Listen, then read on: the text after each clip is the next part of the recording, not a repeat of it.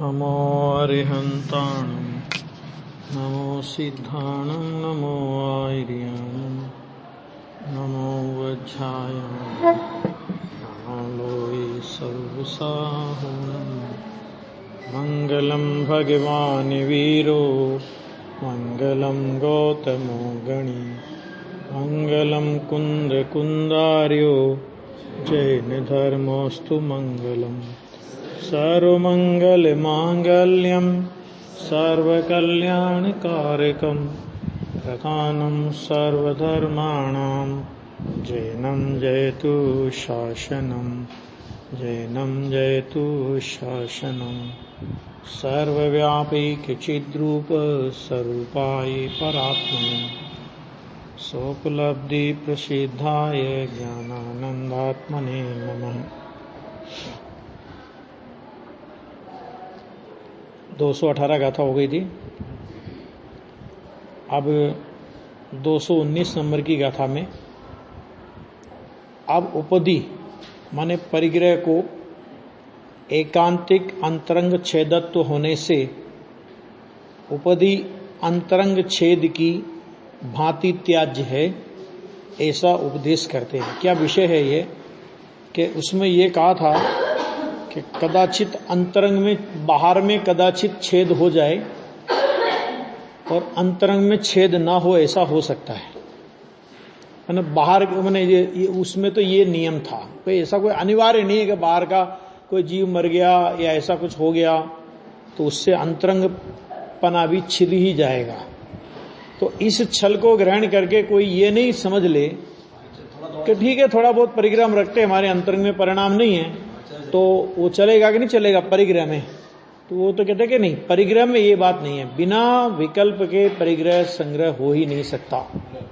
इसलिए वो तो जो उपधि माने परिग्रह है ना, तो उसको तो एकांतिक माने कोई सुनवाई नहीं है इसमें, एकांतिक एकांततः अंतरंग छेदत्व होने से सीधा सीधा लिया अंतरंग छेदत्व है, मतलब वहां अंतरंग मुनिपना खत्म हो गया। जहां परिग्रह रखने का परिणाम आया और जहां कोई परिग्रह बाहर में देखा गया, मुनि पद के अयोग्य जो मुनिराज के लिए निषिद्ध उपधि है, इसमें आगे आएगा निषिद्ध उपधि क्या है, अनिषिद्ध उपधि क्या है ना। तो अगर वो परिग्रह अगर है तो फिर अंतरंग में मुनिपना होगा कि नहीं होगा, ये सोचने की आवश्यकता ही नहीं है। वो एकांत रूप से छेद है। आ गया? हाँ, बंद का मुनिपना ही खत्म हो गया। हाँ, तो मुनिपना ही खत्म हो गया, बंद तो फिर और अलग बात है। वो तो जो विकल्प आया परिग्रह रखने का, जो अनिषिद्ध उपधि है, वो भी बंद का कारण है, भले ही निषिद्ध नहीं है, विकल्प है ना उतना तो अभी। लेकिन अगर वो परिग्रह रखने का विकल्प आ गया जो मुनि के योग्य नहीं है, मुनिपना गया काम से, खत्म हो गया। चश्मा रख सकते कि नहीं रख सकते, आगे समझ में, अभी समझ लेना इसमें, बाकी तो मुझे कोई बोलने की जरूरत नहीं है कि चश्मा भी अगर साथ में हो चश्मा तो वो अनिषिद्ध उपधि है, वो निषिद्ध उपधि है, वो अनिषिद्ध नहीं है। वो रखा नहीं जा सकता है ना, तो मुनिपना छिद जाएगा वहां पे। तो ऐसा उपदेश करते हैं। बहुत अच्छा इसमें गाथा, देखो गाथा पढ़ो अभी। केवली भगवान के ज्ञान में सब दिखता था ना पहले से भी कि चश्मे बनेंगे बाद में, और ये जो शासन है ना, वो उस समय क्या चलता था उसके आधार पे नहीं लिखे गए, केवली भगवान ने क्या देखा, समझ में आ गया। हाँ, ये इसीलिए आधार पे लिखे गए। मेरे से भी उठा था प्रश्न ये, जब चश्मे का विकल्प चला था, मैंने बहुत लोगों ने इस तरह के प्रश्न उठाए थे, तो मैं खुल के बोला था, मैंने कहा भाई ये किसी भी कीमत पर स्वीकार नहीं है, मानने के लिए तैयार नहीं भले लोग, तो उसमें क्या है, वो तो शास्त्र पढ़ रहे हैं। मैंने कहा भाई अगर ऐसे तुम शास्त्र पढ़ने के नाम पर या फलाने के नाम पर छूट दोगे ना, फिर ये कहेंगे गर्मी बहुत लग रही थी तो एसी लगा लिया था, क्या तकलीफ है तुमको, शास्त्री तो पढ़ रहे थे, आत्मा का ध्यान ही तो कर रहे थे, उसके बाद वो एसी लगा के फिर क्या कर रहे थे, ऐसा बताओ। तो आत्मा का ध्यान कर रहे थे एसी लगा के, तो क्या तकलीफ होगी तुमको एसी लगाने में, फिर आप रोक नहीं सकते हो उस चीज को, है ना। तो ये नहीं है, व्यवस्था नहीं है ये, है ना। तो ये यहाँ पे कह रहे हैं, मतलब उसमें कुछ नहीं चलता। फिर वो तो एक तो गुरुदेव का प्रमाण मिल गया उसमें, तब मतलब बोलना बंद हुआ उनका कि गुरुदेव का प्रमाण मिल गया। गुरुदेव से किसी ने प्रश्न किया प्रवचन में कि चश्मा तो रख सकते हैं ना, कि नहीं चश्मा वश्मा कुछ नहीं होता, चश्मा वश्मा कुछ नहीं हो सकता। और एक प्रमाण मिला फिर ये संयम प्रकाश का। मैंने कहा चलो लोग ये कह देंगे कि ये तो गुरुदेव बोल रहे हैं, तो तुम्हारे ही गुरुदेव, तुम ही बोलने वाले, तुम ही लिखने वाले, सब कुछ तुम ही हो। तो फिर एक प्रमाण मिला मुझे संयम प्रकाश का, संयम प्रकाश सूर्य सागर महाराज का जो है ना। तो मैंने कहा ये वर्तमान के है ना, तुम्हारे वर्तमान के महाराज, इनकी तो मानोगे कि नहीं मानोगे। तो फिर संयम प्रकाश में उन्होंने ये प्रश्न उठाया और उसका बहुत जोरदारी से खंडन किया। तब जाके फिर लोगों की बोलते बंद हुई। मैंने कहा ऐसा नहीं है, मैंने कहा उसमें लिखा, वो तो शास्त्र में नहीं बना, तो उस समय नहीं, उस समय चश्मा चलता ही नहीं था तो नहीं लिखा। तो मैंने कहा भाई शास्त्र उस समय के आधार पे लिखे, किसके आधार पे, जिनवाणी किसके आधार पे लिखी गई है। उस समय नहीं बना था, लेकिन पंचम काल में ये सब बनेगा, ये केवली भगवान के ज्ञान से तो छुपा नहीं था ना। तो केवली भगवान कहते थे देखो भैया अभी नहीं है, लेकिन बाद में पंचम काल में ये सब चीजें आने वाली है। लैपटॉप भी आएगा, मोबाइल भी आएगा, है ना, एसी भी लगेंगे, कूलर भी लगेंगे, पंखे भी लगेंगे, हीटर भी लगेंगे। तो इन सब की छूट हम मुनिराजों को देते हैं। सब आ गया उसमें शास्त्र रखने। तो शास्त्र भी एक, देखो शास्त्र भी एक, और वो भी कैसे कि साथ में लेकर के नहीं जाते, जहां है वहां मिल गया, पढ़ा और विहार किया तो वहीं छोड़ के चले गए, लेके नहीं जाते। मांगे तो उसी समय किसी ने मांगा, शास्त्र पढ़ रहे हैं, कोई मुनिराज पढ़ रहे हैं और उसी समय शास्त्र किसी ने मांगा, अगली लाइन नहीं पढ़ेंगे, दे देंगे तुरंत। क्यों? गुरुदेव ने बहुत अच्छा समाधान किया इसका कि भाई वो तो परलक्षी वृत्ति है, और परलक्षी वृत्ति तो मैं छोड़ना ही चाहता हूं। तो बढ़िया है, ये ले जा रहा है तो बढ़िया है, मुझे क्या करना। और फिर दूसरा ये भी है ना कि मुनिराज को शास्त्र पढ़ने की अटक थोड़ी है। शास्त्र काय के लिए पढ़ते थे? स्वयं नहीं, शास्त्र पढ़ते काय के लिए थे? आत्मा की अनुभूति के लिए। तो आत्मा की अनुभूति हो गई और अनुभूति के उपरांत 3 कसाय चौकड़ी का अभाव हो गया। अभी क्या शास्त्र पढ़ना उनको? वो तो विकल्प, भाई निर्विकल्पता में उपयोग नहीं लगे तो विकल्प में आवे तो शास्त्र पढ़ लेते हैं, नहीं तो ज्ञानियों को भी शास्त्र पढ़ने की अटक नहीं होती। क्या कलश टीकाकार में लिखा कि ज्ञानी को अटक नहीं है शास्त्र पढ़ने की? क्यों नहीं अटक? क्योंकि शास्त्र में जो कहना था वो तो परिणमन कर गया ना उसका। शास्त्र पढ़ के क्या करना था? यही तो करना था। है? कोई विद्यार्थी परीक्षा में पास हो गया, अब वो किताबों को संभाल के रखे कि नहीं रखे, उसको पढ़े कि नहीं पढ़ेगा, पास हो गया, उस क्लास की किताबों को पढ़ने का क्या मतलब? अभी ऐसा है वो तो। अभी देखो, हवदि वण हवदि बंधो मद्दम ही जीवद्ध काय चेठम ही बंदो धूमवदि दो इति समणा छड्या सवम देही की क्रिया थकी जीव मरता बंद थायन थाय छे ध्रुव बंद तेती छोड़ो। क्या कह रहे हैं देखो कि भैया देख क्या कह रहे हैं कि जीव के मरने पर देह के क्रिया के द्वारा, देखो इसमें लिखो अनुवाद देख लो, बहुत अच्छा लिखा है, बहुत बढ़िया है। देखो तो अब उपधि के संबंध में ऐसा है कि काय चेष्टा पूर्वक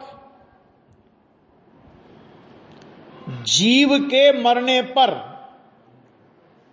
मतलब चल रहे हैं वो आराम से अपने हिसाब से बराबर देखभाल के सब चल रहे हैं, सब कुछ हो रहा है, तो ऐसी काय चेष्टा पूर्वक चल रहे हैं, उसके बाद भी जीव के मरने पर बंद होता है अथवा नहीं होता। माने थोड़ा सा माने अप्रमाद का परिणाम है तो बंद नहीं होगा, प्रमाद का परिणाम है तो बंद हो जाएगा, कि उसमें तो अनेकांत है, होगा भी अथवा नहीं भी होगा, कोई गारंटी नहीं। किंतु उपधि से, परिग्रह से, क्यों बात आई बार बार? परिग्रह की बात अभी बहुत लेने वाले हैं। क्यों ले रहे हैं? क्योंकि यहां से छल ग्रहण किया श्वेतांबरों ने। हमारे अंदर में विकल्प थोड़ी है, हम तो निर्मोह भाव से, अंदर में राग नहीं है, हम तो बस ऐसे ही है ना। तो कहते भाई ऐसा नहीं है। उपधि के माने परिग्रह से निश्चित ही ध्रुव बंध लिखा है, बंध नहीं लिखा अकेला, पक्का बंध, निश्चित ही बंध, ध्रुवम बंध। भाई मुनिपन ही जहां चला गया, कैसा हुआ बंध वो? माने देखो, कोई जीव मर गया तो उसका तो विधान है। कदाचित मान लो थोड़ी असावधानी भी हो गई, चलते चलते मान लो कोई उपयोग इधर उधर चला गया, असावधानी भी हो गई और कदाचित मर गया, बंद भी हो गया, तो उसका तो प्रायश्चित वगैरह के द्वारा शुद्धि का विधान है। लेकिन ये तो ऐसा है कि ऐसा बंद है ये तो कि मुनि बना ही जाता रहा यहां आ गया। वहां यहां कोई प्रायश्चित का विधान नहीं है, यहां तो फिर दोबारा ही दीक्षा लो अगर लेनी है तो। ख्याल में आ गया कि नहीं आ गया? ऐसा हाँ होता है। इसलिए श्रमणों अरहंत देव ने सर्व परिग्रह को छोड़ा है। श्रमणों माना अरिहंत देवों ने सर्व परिग्रह को छोड़ा है का मतलब क्या? अगर तुम भी अरिहंत परमात्मा के शासन के अपने आप को कहलाते हो तो कोई भी परिग्रह रख करके अपने को मुनि बना मत मानो, मनवाओ। आगे देवों बहुवचन है, बहुवचन है। सारे सब अरहंतों का एक मत है और सभी श्रमणों के लिए ये कहा है सब। वो ये ना नहीं कि पंचम काल में कोई छूट है कि विदेश क्षेत्र वाले के चौथे नहीं। अगर छूट कुछ नहीं है, नहीं सदता है तो श्रावक दशा में रह के धर्म साधना करो। आपने किसने कहा कि आपको नहीं सदता है तो भी आपको मुनि होके ही काम करना है? क्यों करना है? क्यों जिद्द क्यों ऐसी? मोक्ष तो इस भाव में वैसे भी नहीं होने वाला, मुनि बनोगे तो भी नहीं होने वाला है ना। कोई फर्क नहीं पड़ता। स्वर्ग में भी ऊंचे में नहीं जाओगे अभी, लेकिन यह जरूर है कि मुनि बने का नाम धरा करके अगर खोटे काम किए ना तो श्रावक तो कदाचित स्वर्ग चला जाएगा, गति नहीं है, दूसरी गति बिगड़ेगी। यह है आगे समझ में, तो बहुत जिम्मेदारी का काम है ये, है ना। हाँ आगे देखो, ठीक है। जैसे काय व्यापार पूर्वक पर प्राण व्यपरोप को अशुद्धोपयोग के सद्भाव और असद्भाव के द्वारा, अगर अशुद्धोपयोग माने भूमिका के विरुद्ध राग आ गया तो वो उस बंध है, उस प्रकार का हिंसा का बंध होगा। और भूमिका के अनुसार राग नहीं है लेकिन फिर भी कोई जीव, भूमिका से विरुद्ध राग नहीं है लेकिन फिर भी कोई जीव मर गया तो बंध नहीं भी होगा, है ना। तो अनेकांतिक बंध रूप होने से मैंने नियम से बंध हो ही हो ऐसा नहीं है। क्या मतलब इसका? दो चीजें, भूमिका से विरुद्ध राग आया और जीव नहीं मरा तो भी बंद हो रहा है, और भूमिका के विरुद्ध राग नहीं है और जीव मर गया है ना तो भी बंद हो रहा है। वहां जीव नहीं मरे तो भी बंद है, जीव मरे तो भी बंद है। भूमिका से विरुद्ध राग है तो जीव के मरने और नहीं मरने पर दोनों अवस्थाओं में बंद है। और यहां भूमिका से विरुद्ध राग नहीं है, भूमिका के योग्य राग है। और कदाचित जीव मर जाए, कोई जीव पैर के नीचे आके कोई मर जाए, बंद नहीं है। यहां तो अनेकांत है। आ गया? ये तो अनेकांत है कि अनेकांतिक बंध रूप होने से उसे माने काय व्यापार पूर्वक प्राण व्यपरोप को छेदपना अनेकांतिक माना गया है। अनेकांतिक माना गया, नीचे फुटनोट देख लो। अनेकांतिक माने अनिश्चित, नियम रूप न हो, एकांतिक न हो, माने कोई नियम नहीं है छेद होने का। आ गया ना, आ गया, माना गया है। वैसा उपधि परिग्रह का नहीं है कि परिग्रह में भी ऐसा हो कि ऐसा नहीं चलेगा। वस्त्र का एक तो देखो, अगर ऐसा नहीं होता ना तो आचार्य कुंद देव ये नहीं लिखते कि तिल के तुष मात्र भी ग्रहण करेगा तो निगोद जाएगा। मुनि पद है सो यथाजात रूप है, जैसा जन्म होते समय था वैसा नग्न दिगंबर है। उसमें मुनि तिल के तुष मात्र भी ग्रहण करे। अब तिल का तुष, वह तिल तो पहले तिल्ली कितनी होती है, और उसका छिलका, और उतना भी ग्रहण करे तो दो अर्थ होते इसके सावन। तिल का तुष कहां ग्रहण करते, हम तो बड़े बड़े ग्रहण करते नहीं है समझ कि तिल का तुष ग्रहण करे वो निगोद जाए ना, तो जो ज्यादा ग्रहण करे उसको तो कोई तकलीफ नहीं क्या है? एक परमाणु को, तो गुरुदेव से पूछा था किसी ने, गुरुदेव कहते एक परमाणु का दूसरे परमाणु कुछ नहीं कर सकता। तो एक श्वेतांबर साधु ने कहा कि हम क्या कह रहे परमाणु का कुछ कर सकते हैं, हम तो स्कंद का करते हैं। नहीं है समझ कि ऐसी तिल तुष मात्र है ना ग्रहण कर। अब उसमें एक बात है, दूसरा कि जहां अष्टपाउड पढ़ेंगे ना आप, तो अष्टपाउड में लिखा कि तिल तुष मात्र परिग्रह नहीं होवे, लेकिन अंतरंग में मिथ्यात्व का अभाव नहीं हुआ। अंतरंग में मिथ्यात्व का अभाव नहीं हुआ, तो ऐसे को भांडवत भेषधारी कहा है। अभी मैं क्या बोलूं, अभी जिनवाणी का मैंने रोंगटे खड़े हो जाएं, ये उस बातें सुने अपन तो ख्याल में आ गया। भांडवत भेषधारी मेरा शब्द नहीं, कुंद कुंद के शब्द हैं, पढ़ लो, निकाल लो, मोक्ष महाप्रकाश से निकालो जी, निकालो निकालो निकालो, क्योंकि किसी को भी लगे कि यार ये अपने मन से कुछ भी ठोके जाते हैं। मोक्ष मार्ग के प्रकाशक हैं, निकालो एक मिनट, छठा अधिकार निकालना।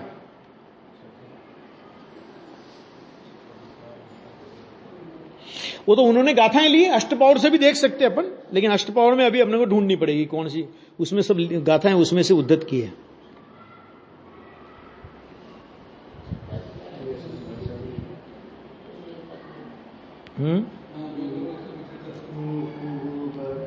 हाँ मिला ना, मोक्ष महाप्रकाशक देखो जरा,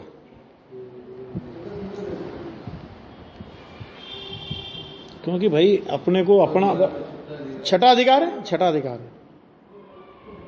देखो मोक्ष महाप्रकाशक के पहले आप निकालो 176 पेज है, 176 है कि 179 देख लेता हूं मैं, 179 पेज है। 179 पेज में ये लिखा, जह जाय रूव सरिसो तिल तो समेत तमण गिहदिह थेसु जैले अप बहुयम तत्तो पुण जाई निगोदम। ये सूत्र पाउड की 18 गाथा है।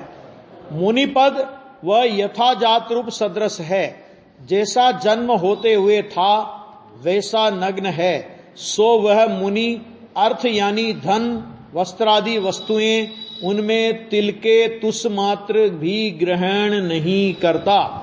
यदि कदाचित अल्प बहुत ग्रहण करे तो उससे निगोद जाता है। आ गया।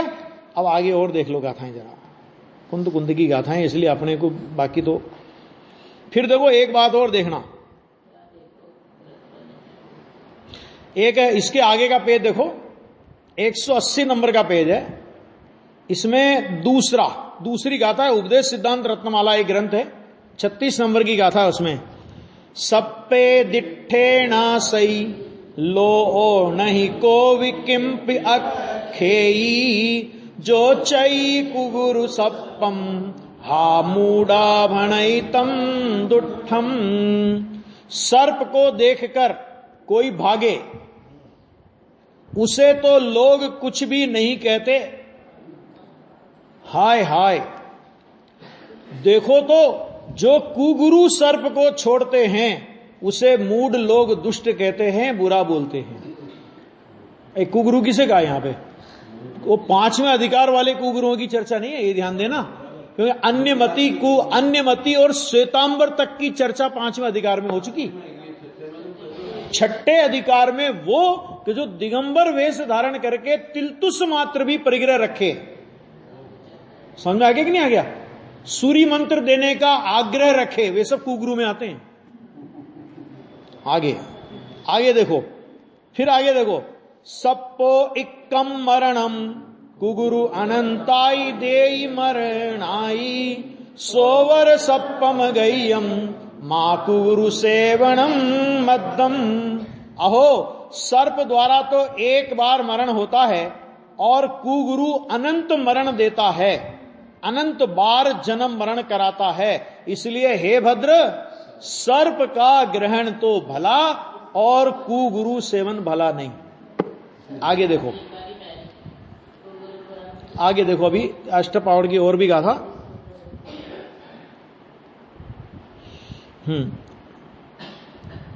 ये आगे पेज नंबर निकालो, पेज नंबर 181। 181 में ये देखो, दंसन मूलो धम्मो, कुंद कुंद आचार्य कृत सतपावड़ में ऐसा कहा है। ये दर्शन पावड़ की दूसरी गाथा है। दंसन मूलो धम्मो उव इट्ठो जिणवरे हिंसिसाणम तम सोण कन्ने दंसन हीणो न वंदिब्बो। सम्यक दर्शन है मूल जिसका, ऐसा जिनवर द्वारा उपदेशित धर्म है, उसे सुनकर हे कर्ण सहित पुरुषों, कान वालों, ये कहा कान खोल के सुन लो, ये मानो कि सम्यक रहित जीव वंदना योग्य नहीं है। तो आप कुगुरु है, उस कुगुरु के श्रद्धान सहित सम्यक कैसे हो सकता है? बिना सम्यक तो अन्य धर्म माने ज्ञान और चारित्र भी नहीं होता। धर्म के बिना वंदने योग्य कैसे होगा? हमारी कोई रिश्तेदारी थोड़ी है उनसे। काय के लिए वंदन करते हैं अपन लोग? धर्म का संबंध है, बाकी क्या संबंध है?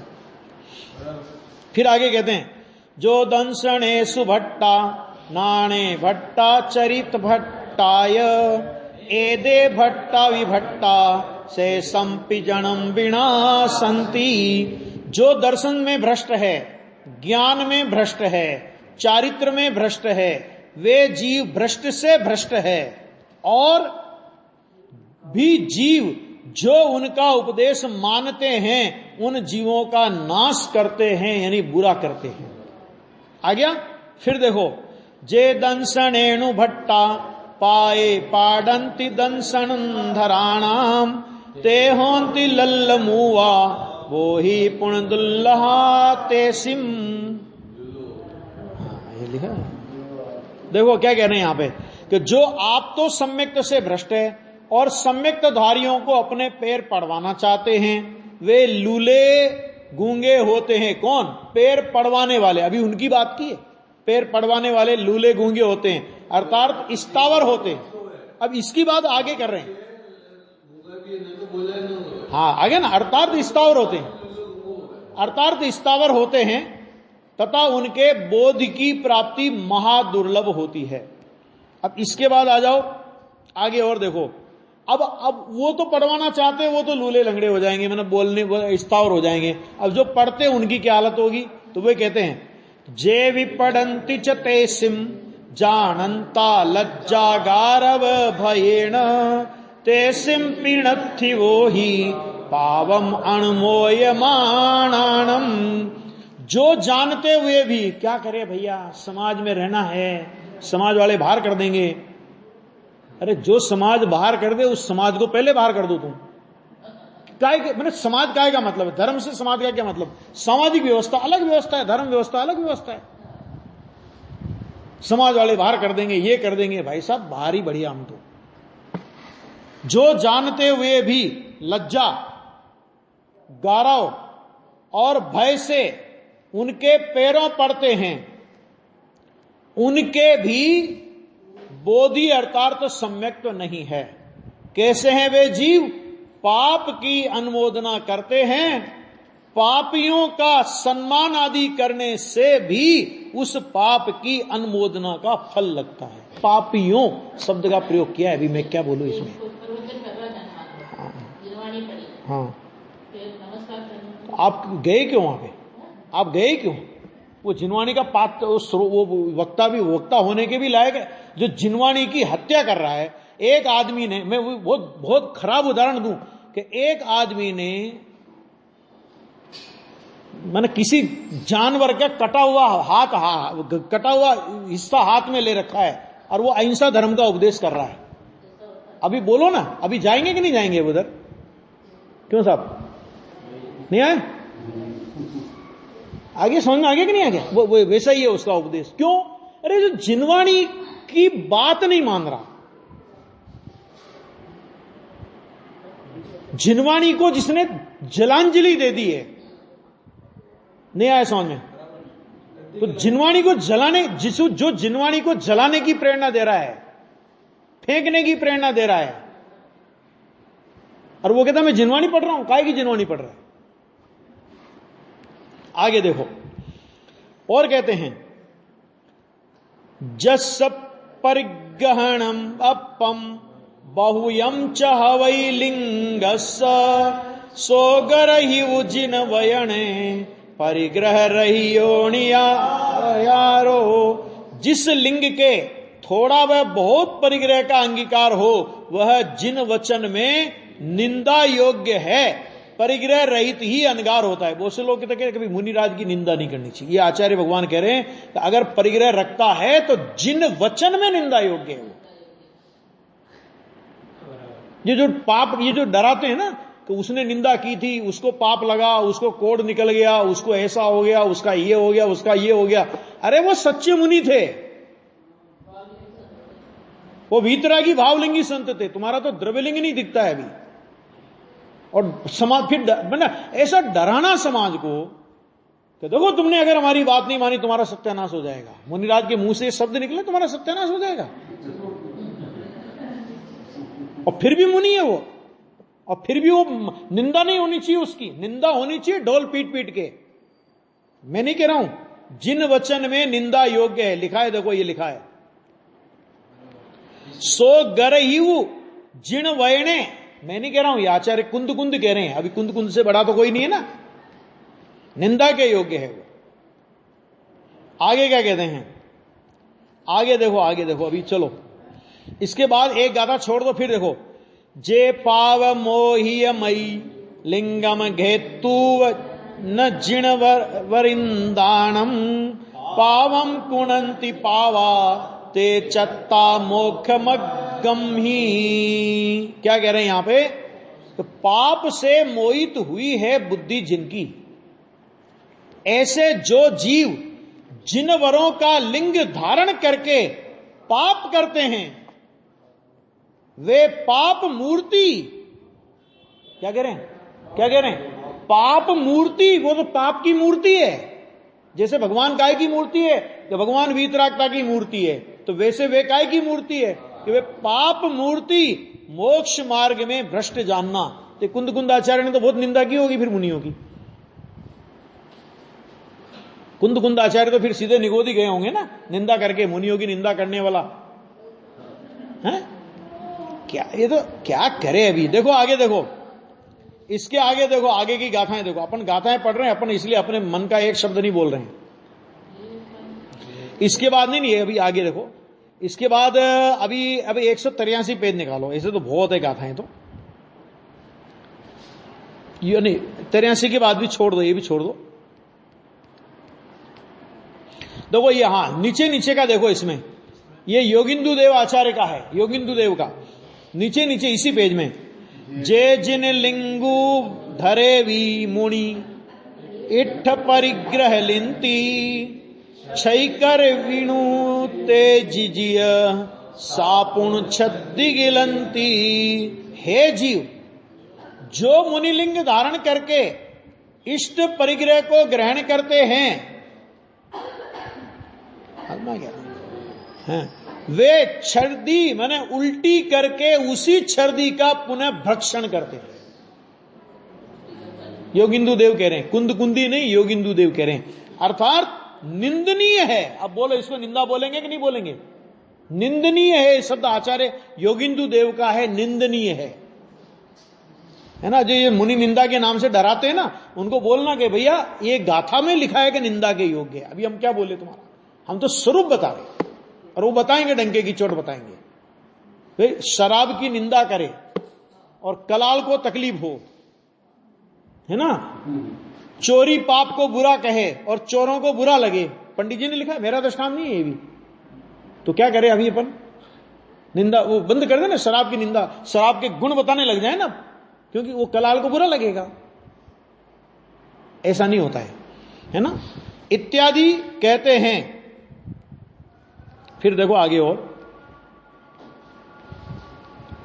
अभी और भी गाथाएं हैं।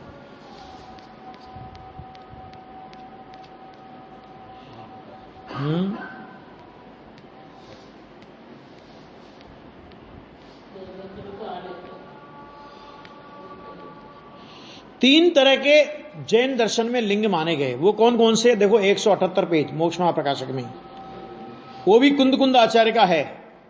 एगम जिण सरूवम द्वितीयम उक्किट सावयाणम तू आयर्ठ्याण तय्यम चौथ पुणलिंग दंसणम नथी। एक तो जिन स्वरूप निर्ग्रंथ दिगंबर मुनिलिंग, एक हो गया।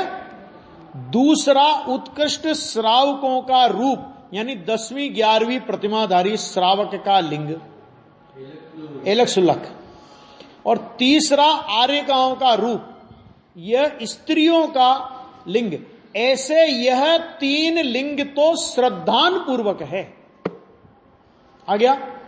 चौथा कोई लिंग सम्यक दर्शन स्वरूप नहीं है, माने कोई लिंग माने वो पद नहीं है फिर सम्यक दर्शन स्वरूप। आ गया।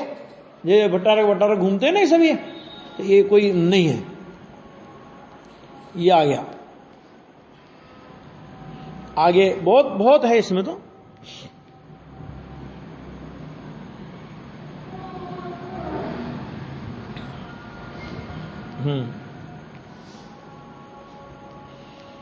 एक और भी है।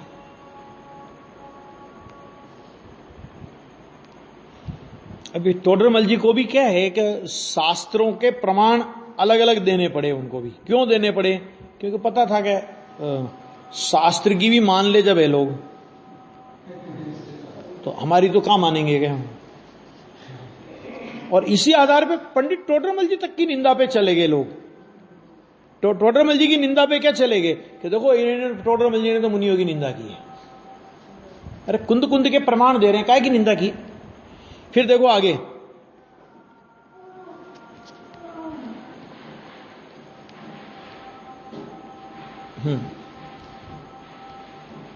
देखो ये अब 2 गाथाएं और देख लो जरा। पेज नंबर बोलता हूं, पेज नंबर 191 और 192। 191 देखो, यदि लज्जा से, भय से व बढ़ाई से भी कुत्सित देव को, कुत्सित धर्म को व कुत्सित लिंग को वंदता है तो मिथ्या दृष्टि होता है। बराबर। इसके बाद आगे देखो,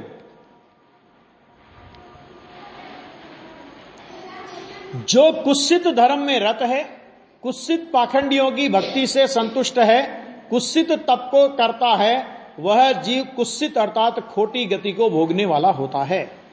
सो हे भव्यों, किंचित लोभ से व भय से कुदवादि का सेवन करके जिससे अनंत काल पर्यंत महादुख सहना होता है, ऐसे मिथ्यात्व भाव करना योग्य नहीं है।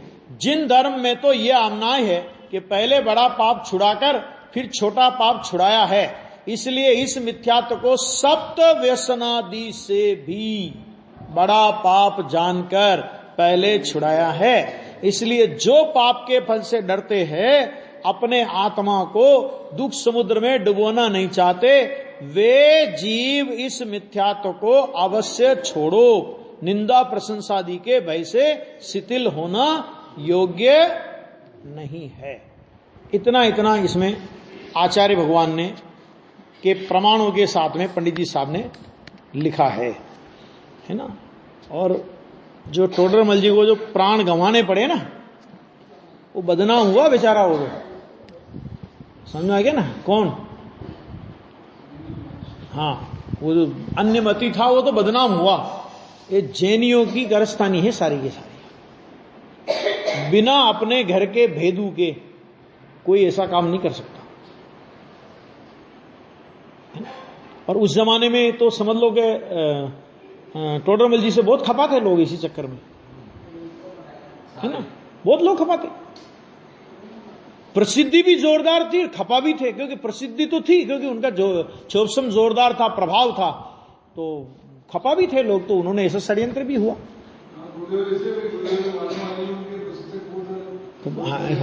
तो गुरु यही है ना, इसलिए मतलब एक मतलब देखो सत्य को किस कीमत पर इन ज्ञानियों ने जीवित रखा है, ये अपने को एक समझने की बात है कि प्राणों की कीमत पर भी सत्य को जीवित रखा उन्होंने। आगे आज ऐसी कोई परिस्थिति नहीं है, ठीक है। आगे देखो अपना प्रवचन सार, तो ये आ गया भैया कि अनेकांतिक होने से उसे काय व्यापार पूर्वक छेदपना अनेकांतिक माना गया है, वैसा उपधि मन परिग्रह का नहीं है। आ गया, परिग्रह सर्वथा अशुद्धोपयोग के बिना नहीं होता। अशुद्धोपयोग माने भूमिका, मुनि भूमिका के विरुद्ध राग आए बिना परिग्रह का ग्रहण हो ही नहीं सकता। परिग्रह नहीं होता है, राग के बिना परिग्रह नहीं होता। और वो राग कैसा है कि वो अशुद्धोपयोग माने मुनिराज की भूमिका से विरुद्ध राग है। आ गया ना, हाँ, तीव्र राग है, ऐसा राग मुनिराज की भूमिका में नहीं होता। तो ऐसा परिग्रह अशुद्धोपयोग, हाँ हो गया, अशुद्धोपयोग के बिना नहीं होता। ऐसा जो परिग्रह का सर्वथा अशुद्धोपयोग के साथ अविनाभावित्व है, कथनचित मत लगाना है, सर्वथा है ये। आ गया, हाँ तो वो तो है ही नहीं ना, मुनि है ही नहीं ना, मुनि नहीं है तो फिर कुछ भी कर ले। वो जो मुनि नहीं है वो तो कुछ भी कर ले भाई। वो राजा ने क्या कहा था, अब अपन कह नहीं सकते, बाकी वो देवों ने आगे कह दिया था कि मुनि वेश छोड़ दो, बाकी कुछ ही करो तुम। अपन लोग ये भी नहीं कह सकते तुम मुनि वेश छोड़ दो। वो कहते तुम मुनि वेश छुड़ाओगे हम तुम्हारा गांव छुड़ा देंगे, तुम्हारा देह छुड़ा देंगे तुम्हारी। वो अलग मुद्दा है, क्योंकि अब ये तो ये मैंने बोली लगा के आहार दान, अभी आहार दान के पैसे का, आहार दान का पैसे का क्या मतलब है, मुझे कुछ समझ में नहीं आता है भाई। आहार दान के लिए पैसे क्यों भाई? आहार दान के लिए पैसे श्रावक अपने निमित्त से बनाएगा, वो आपको देगा। अनुदिष्ट आहार आप लेते हो। अभी तो क्या है, पहले से जैसे मैच फिक्सिंग होती है कि नहीं होती है, खिलाड़ी खेलते हैं ना, हाँ, तो ऐसे ही बस वो चौका फिक्सिंग होने लगी आजकल। तो आगे देखो, तो परिग्रह सर्वथा अशुद्धोपयोग के बिना नहीं होता। ऐसा जो परिग्रह का सर्वथा अशुद्धोपयोग के साथ अविनाभावित्व, अविनाभावित्व माने अशुद्धोपयोग के बिना परिग्रह नहीं होता और परिग्रह के बिना अशुद्धोपयोग नहीं हो सकता। ऐसा अविनाभावी है, एक के बिना दूसरा नहीं होता। आ गया, उससे प्रसिद्ध होने वाले एकांतिक अशुद्धोपयोग के सद्भाव के कारण परिग्रह तो एकांतिक बंद रूप है, सर्वथा बंद है, उसमें तो कोई छोड़ बचा ही नहीं सकता है। इसलिए उसे मैंने परिग्रह को तो छेदपना एकांतिक ही है, अनेकांत लगाना ही मत, यहां तो है ही, वो तो छेदपना है ही, खत्म ही हो गया। इसलिए भगवान अरंतों ने मैंने परम श्रमणों ने स्वयं ही पहले ही सर्व परिग्रह को छोड़ा है। भगवान ने छोड़ा। अब भगवान की मानते हो तो ये मार्ग है, नहीं मानना तो कोई बात नहीं। और इसलिए दूसरों को भी मैंने जो सब सामान्य मुनि हैं सबको अंतरंग छेद की भांति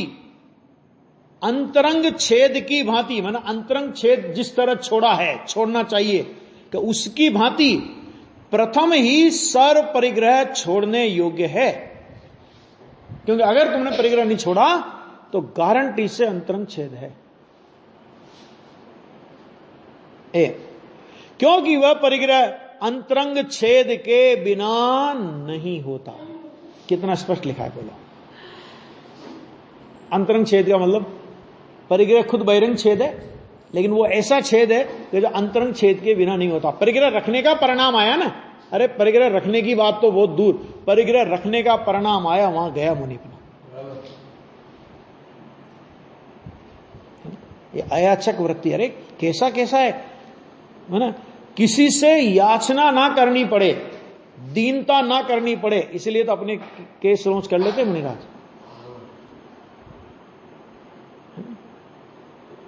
तो ये एक बहुत माने गजब का है विषय।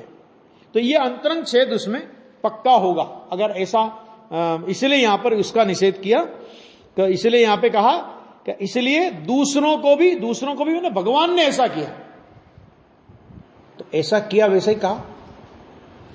तो दूसरों को भी मैंने क्या कि जो भी भगवान के मार्ग के अनुगामी हैं, मुनि कहलाते, भगवान के मार्ग के अनुगामी अपने को कहते हैं। जिनेंद्र भगवान का लिंग धारण किया है तो भगवान के मार्ग के अनुगामी हैं, तो दूसरों को भी अंतरंग छेद की भांति प्रथम ही सर्व परिग्रह छोड़ने योग्य है ना। आगे अनिषिद्ध उपाधि की चर्चा आएगी, वो कोई ऐसी उपाधि नहीं है,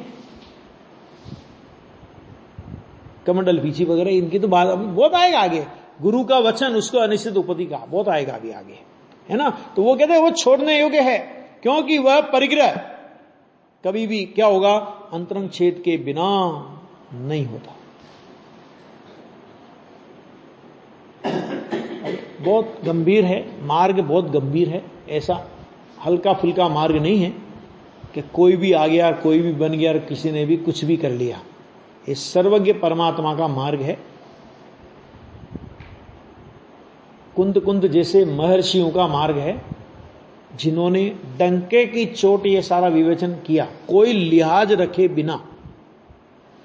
थोड़ी लिहाज नहीं आई उनको कि हमारे जाति बिरादरी की थोड़ा तो लिहाज रख लूं कुछ, है ना।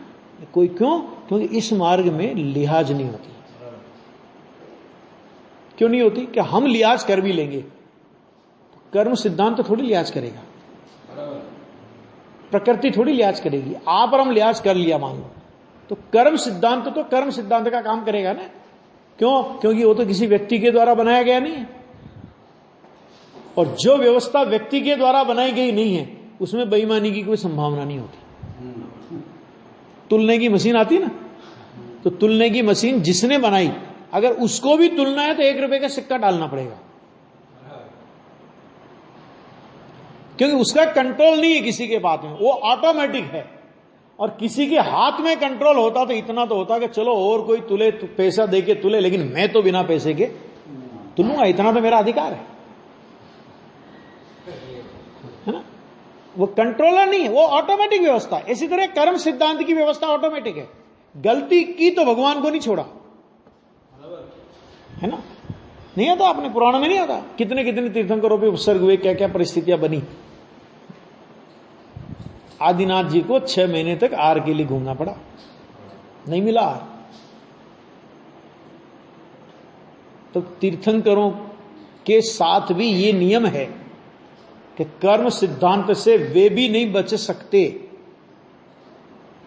तो सामान्य जीवों की तो क्या बात है ना। और ये व्यवस्था सहज व्यवस्था है। देखो, अपने को ये बातें कहते हुए कोई अच्छा नहीं लगता, और कहना चाहिए ऐसा भी नहीं मानते हैं, क्योंकि ये बड़ी तकलीफ का विषय है कि इस मार्ग का किस तरह से, मतलब इस मार्ग का जिनको मंडन करना चाहिए, वीतरागी शासन का, जिनके द्वारा वीतरागी शासन की प्रभावना होनी चाहिए, वो वीतराग शासन की धज्जियां उड़ाते फिर रहे हैं। इसलिए अपने को बोलना पड़ता है ना। बाकी कोई ये बातें बोलते हुए जो अपने को बोलना पड़ती है, शास्त्र में लिखी, अपन भी क्या करें, शास्त्र में लिखी और अपने को बोलना पड़ती, तो कोई गर्व का विषय नहीं है ये। बहुत खेद का और दुखी हृदय से बोलने की बात है ये। समझ में आगे कि नहीं आगे? ऐसी बात है। अभी इसी का भावार्थ है, वो अपन कल चर्चा करेंगे।